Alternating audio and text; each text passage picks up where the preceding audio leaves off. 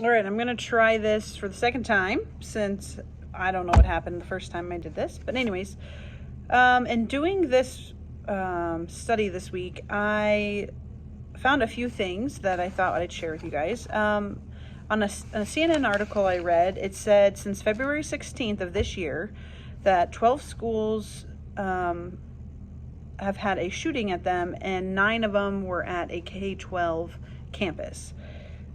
So in a month and a half, there have been 9 school shootings, which I found to be pretty alarming. It seems like the media just doesn't focus on that anymore, maybe, or they pick and choose when they focus on that. But 9 in a month and a half, that's pretty alarming.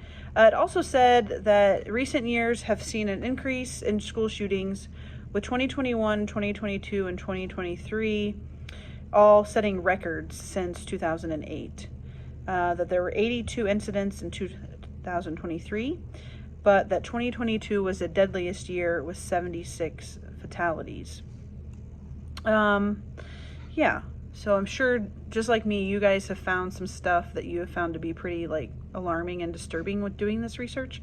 But that was one that I found to be pretty unsettling, considering, when you work at a school and then you have kids, your own kids also go to a school. It makes you, I feel like, hyper aware when you start researching this stuff. So one thing that I found, an article said that children who have been victims of violence or exposed in some capacity sometimes believe that becoming violent is the only way they'll ever feel safe.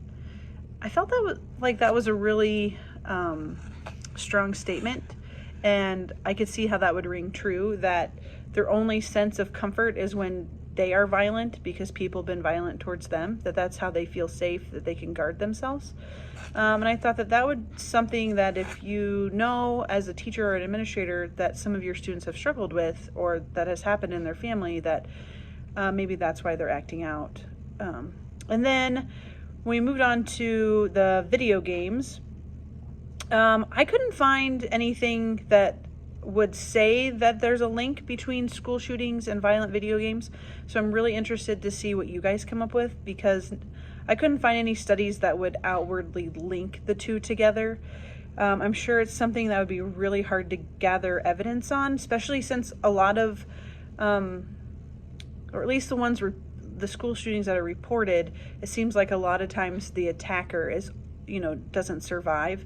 So there's really no way to maybe psychoanalyze them to see why they did it, or what, happened leading up to it, or why they felt like they did it. I would think you'd have to have those kind of discussions with those people to know why it happened.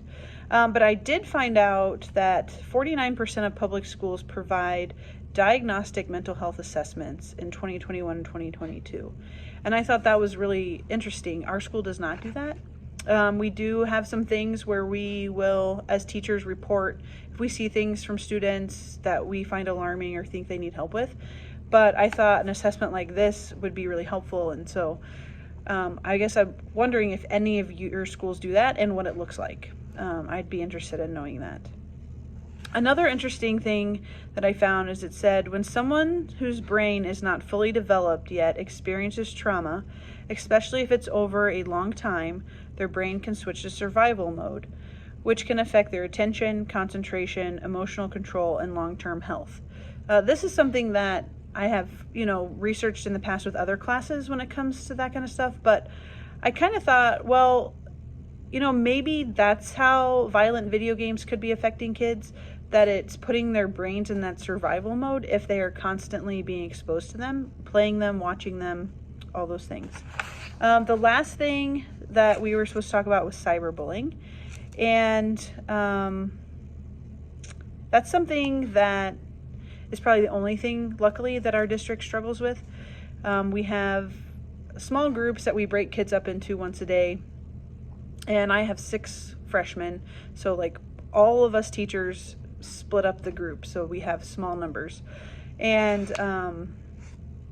we've been doing a packet on cyberbullying. And so I asked them, hey, is this a problem?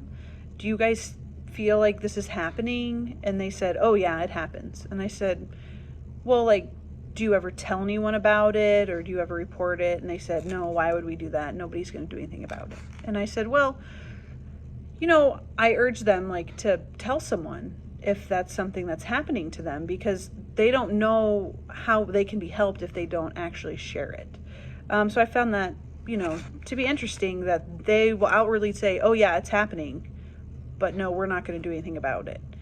And I also told them we have like an anonymous way at our school of reporting things. And so I encourage them to, you know, if they don't feel comfortable talking to someone, just anonymously report it, and that maybe we can, you know, help them in that way. Yeah, so that's short and sweet kind of what I came up with. I'm really interested to see what you guys found out, because like I said, I wasn't able to find a lot on linking gun violence with or violent behavior with video games. So I'm interested to see what you guys find. Okay, bye.